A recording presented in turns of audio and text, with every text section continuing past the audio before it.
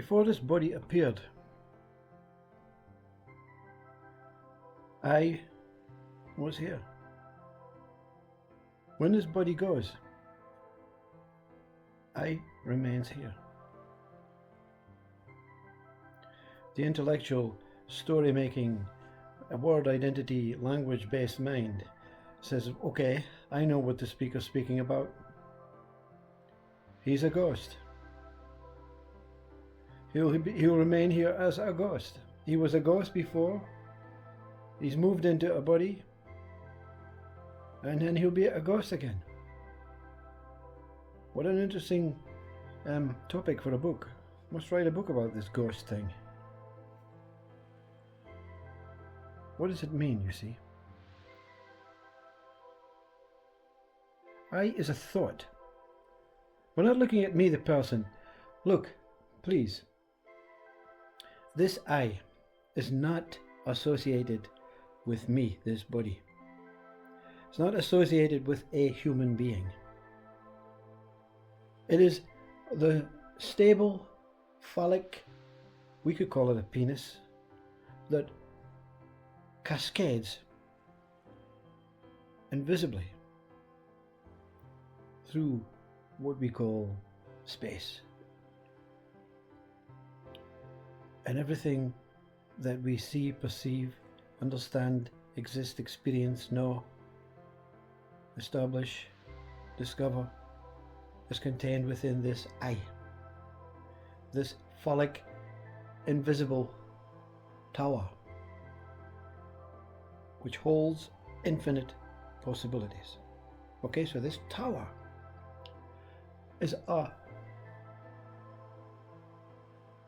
infinite ongoing thought. Now there's no thinker, you see? That's the problem. That's why the mind can't get its head around it. There's no thinker. This thought exists. Let's look at you, the person, then. Where is your thought right now? Let's create a thought. The thought is, I'm listening to this speaker. That's a thought. Where is it? Where is it residing? Is it real?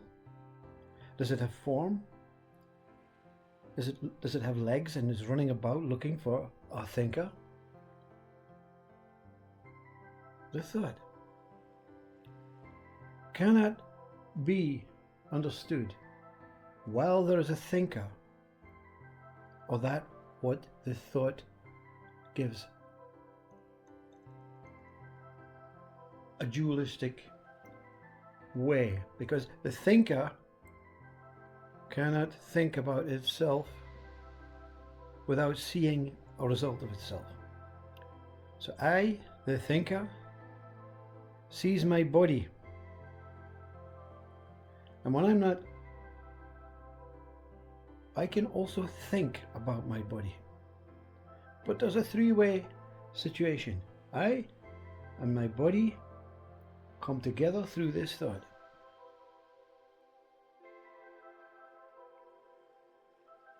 The thought, I exist, is first.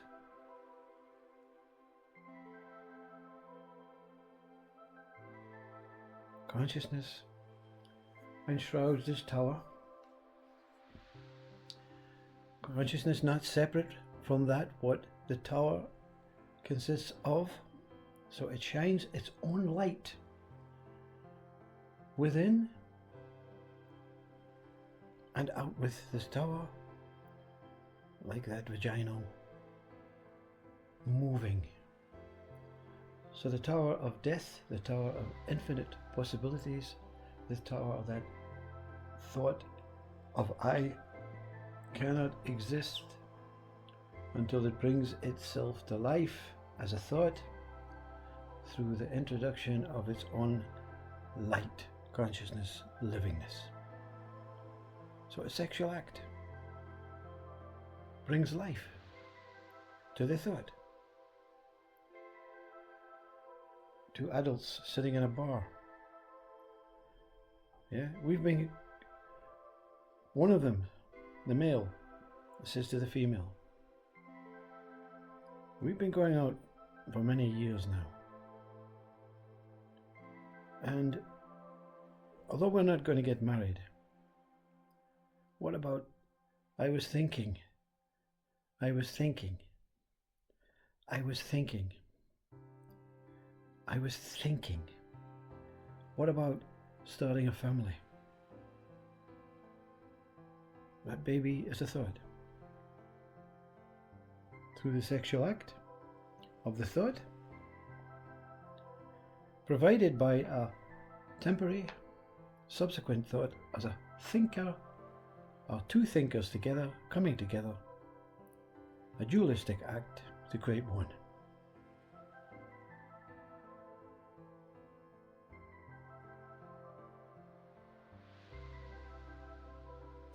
Let's jump to the problem of not understanding this.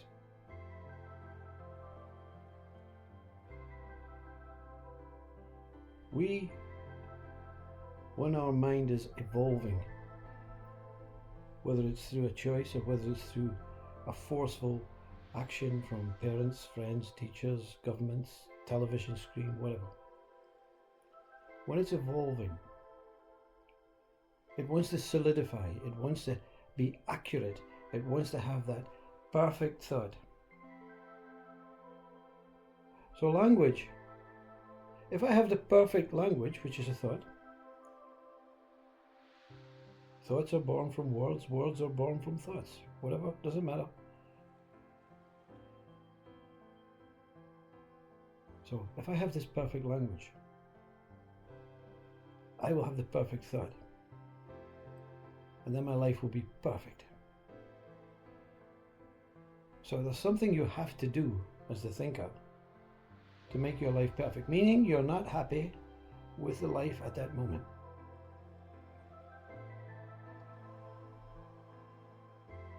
Animals don't have discussions about having children. Sometimes there's no negotiation, sometimes it's just, boom, that's it done. Nature. However, we're more contemporary, more evolved, we're more, less animalistic, we're more, respectful of our partners and how we do things. And of course, this is absolutely how it should be. We're not trying to derogatize or ridicule the way humans relate and act. See, how the thoughts can take you into a different way, a different path. We're trying to find the truth about ourselves. You don't need a sexual relationship. You don't need a partner. You don't need a guru. You don't need a teacher. You don't even have to become the student. You just have to understand. The language suggests, if I learn the language accurately, meaning yes means yes in my terms, I don't give a shit about anybody else's terms. When yes means yes to me, it has to be yes. So we each in our mind try and form this perfect mind. So therefore, when you talk about parables, multiple meanings, koans, it means I have to think, or I have to work out what the speaker means. Not in my terms, but in an open discussion terms. However, my mind is so accurate. I have this understanding about words and what it means to me. And I can't get out of that. It's my way or no way. So when the speaker says, thoughts The thought of hunger is feeding itself. Well, I know what that means.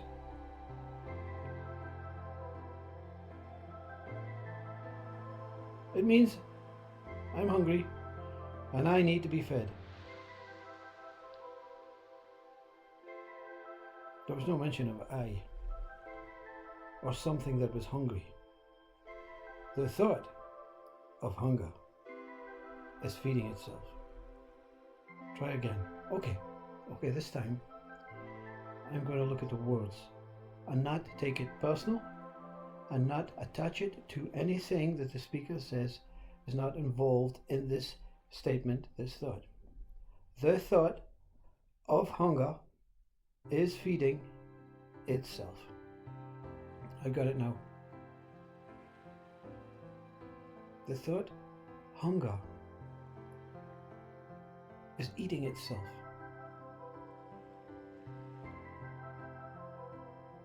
Meaning, eating. Why would hunger eat itself?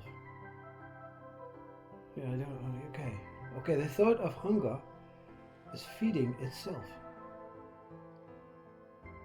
So hunger is not actually the word. It's feeding, that's the word.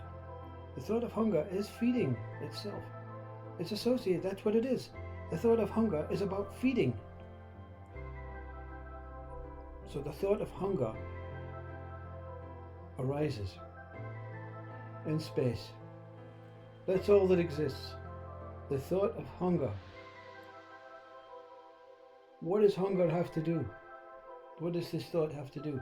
It has to find something to keep itself alive and nourish itself.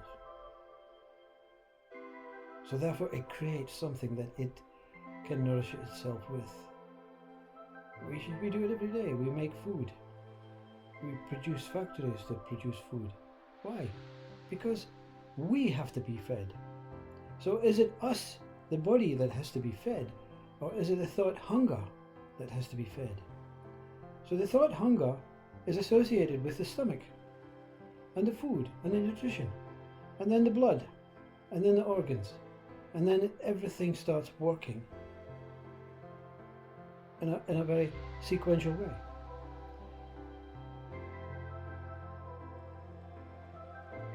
The thought of stomach is to be filled. Stomach. I am a stomach thought. How can I make myself into something? You understand this? It's very unstable talk, because I'm not a scientist, I'm not a biologist.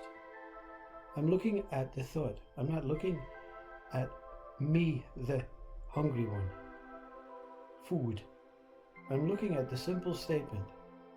And it's just a statement. We're not trying to analyze and establish what the body is and how it's made up and all that stuff. It's how the words are interpreted. How does your mind interpret the statement? I'm too lazy. I've been working all my life. I went to school, I went to education. I know about all words and I know the meaning of each word. That's because your mind wants to be in control of the words so that they fulfill that what you are. But the truth is, you're not fulfilling what you are if you're understanding this. You're fulfilling the role of the thoughts to let them live through you, the body. So you are the one, the true one, that has created this tower of I, this thought, this I exist thought. And therefore, to experience myself as the thought and as the possibility of becoming alive, I have to give a thought to invent my body, or the body that can keep me safe, and then the body can experience the thoughts. It's a chain event. It's like the bull and cart. Cannot operate without the bull, cannot operate without wheels, cannot operate without a flat surface, cannot operate without gravity, cannot operate without what it's made of, cannot operate without movement. Everything is important. So for you to be here, there was a chain of events that you or I or consciousness, whatever you want to call yourself, has to put into operation for you to reveal yourself. And then when you see whatever you are, whether you're a body, whether you believe you're a soul, whether you believe you're a human, whether you believe you're a being, whether you believe you're an alien, whether you believe you're an animal, whether you believe you're a saint, whether you believe you're a joiner, whether you believe you're a person, whether you believe you're a name, the outcome is I exist, and I now have a mind to see, smell, taste, touch, and listen to what I have existed myself as. What an absolute feat.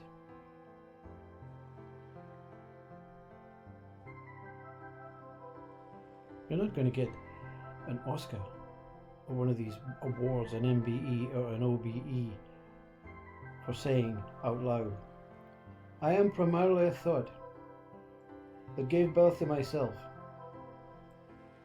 as a possible thinker and an ability to think about what is surrounding me, the objects, the experience, the fantasies,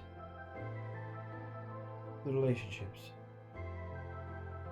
And I'm so happy because I am now alive as a possible thinker as well as a possible thought of. I am superiorly incredible. You think the audience is going to clap? What a fool. So what are you going to do with your life? And you say, I haven't thought about that yet. I'm still thinking about the idea that I am here. I'm still coping with the idea that I am here. I'm still celebrating the idea that I am here. I'm still loving the presence of myself being here. Because I am here. What else to think about? What else to know?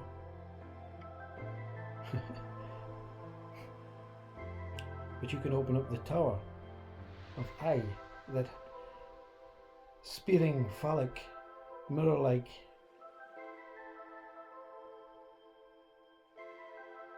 tower, and create yourself as anything that you or your mind can think about and put into a real, truthful situation. And that's what we do as humans. I want to build a house. That's the thought. The Tower of I wants to build a house, wants to see a house being built. That's the thought. That's me. Now I must use my body. Use the thing that I have created for myself to experience myself moving, smelling, touching, hearing, tasting, building. Now I'm a builder. So I build the house. The Tower of I thinks about the house. The Tower of I is the thought of the house, and the house appears through I.